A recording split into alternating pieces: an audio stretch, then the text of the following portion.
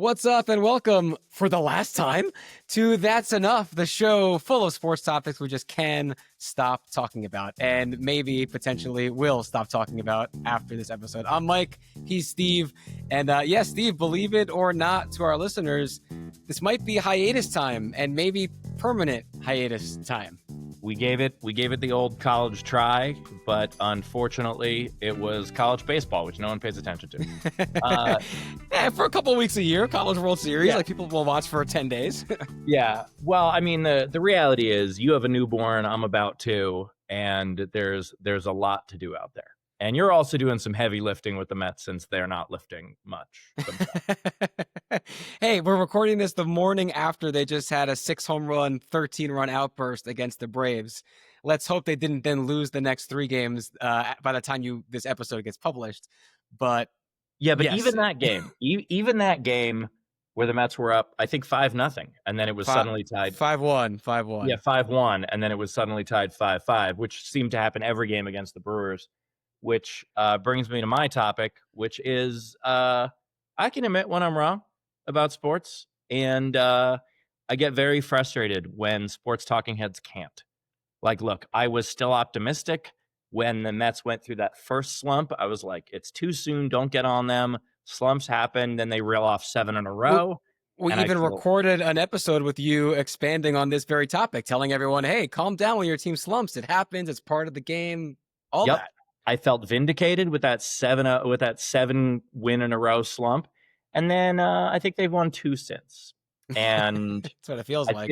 I feel like that was 4 years ago. It was, look, sometimes you get one wrong, and that's okay.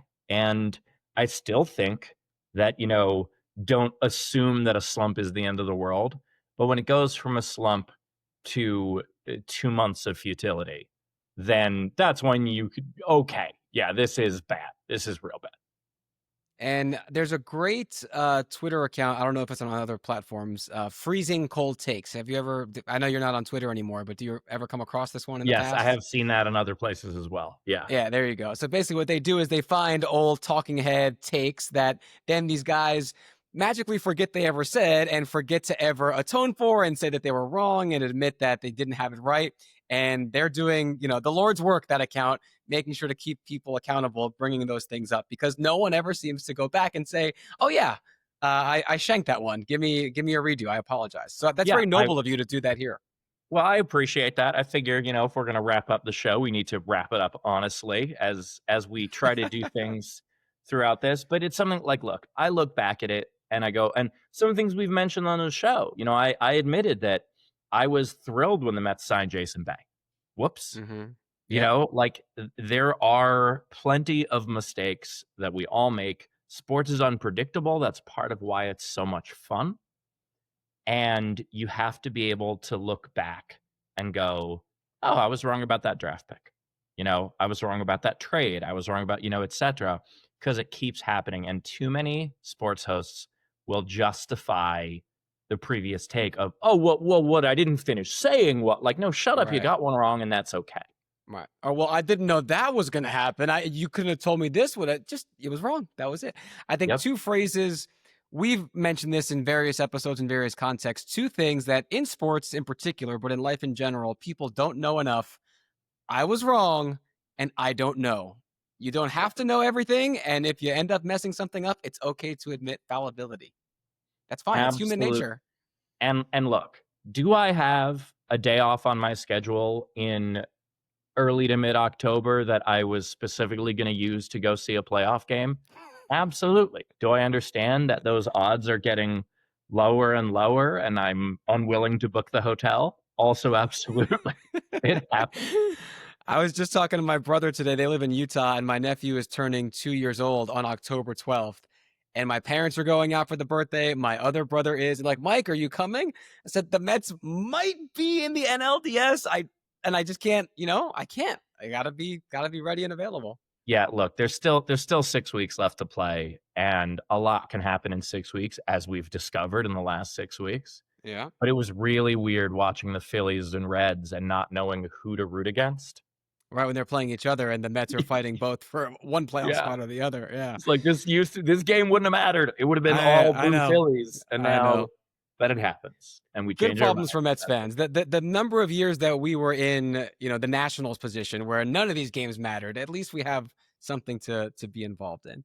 Yes. Um, so I think my last that's enough, and this again echoes similar themes we've talked about in other episodes. And what inspired this was the new gay male cheerleader who joined the Yeah. Minnesota Vikings cheer squad. And everyone that you would expect to be going online and complaining about it has gone online and complained about it. And my that's enough is basically, stop the rage baiting over stuff that doesn't affect you or isn't hurting anybody. What's Mhm. this dude's inclusion on this cheerleading team? What does that do to your life, Kevin Sorbo? Like, how does that affect you on a daily basis? It's not hurting anyone. It's not doing any harm. Let people live their lives. I've had enough of people just, and again, this is me shouting at a tidal wave here, and this is the whole, existence of the internet for the last 10 years, but people who just get angry so that other people can tell them they're right for being angry. And that's just, ruining society, small potatoes, but Agreed, but especially with let this it go. cheerleader thing, they're like, "Oh my god, a male cheerleader." It's like, "Whoa, we've never seen that before at any level except all levels." Like, this is Like, yeah, something like that has every happened. cheerleading team of all time. It's yeah, and in fact, most of the cool stuff that cheerleaders can do are like flips and throws and stuff like that, that involves someone very strong. And so if you're gonna have the attitude of, of anti-trans people in sports because people who are born male are genetically, it doesn't even the hypocrisy doesn't even line up. It's not even consistent hypocrisy. And like it doesn't matter for someone who doesn't ever watch Vikings games to be now offended that there is a male cheerleader alongside the female cheerleaders that they already had and you're already probably objectifying. Like, just shut up. And it's like, to your point, how many of these people that are complaining about this are watching a Vikings game on TV? Where do you see the cheerleader? It's not like Taylor Swift, even when during a Chiefs game, the cheerleaders show up for 5 seconds whenever Fox comes back from commercial or goes to commercial. Or if you're in a game in person, there's literally 85,000 other people and things going on that you don't have to watch that. You can mute the Viking social media accounts if it really bothers you and boils your blood that much. Like, you have options besides getting people to send hate messages to this person who's just trying to live their best life and be happy. Yeah, and the thing that I will often say to, hateful people on the internet and, maybe people who disagree with this show, it's, I hope you can find something that brings you as much joy as the things that you watch bring you anger, and concentrate on that. There are so many things in the world that if I watched, I would get upset, and that's why I don't watch them.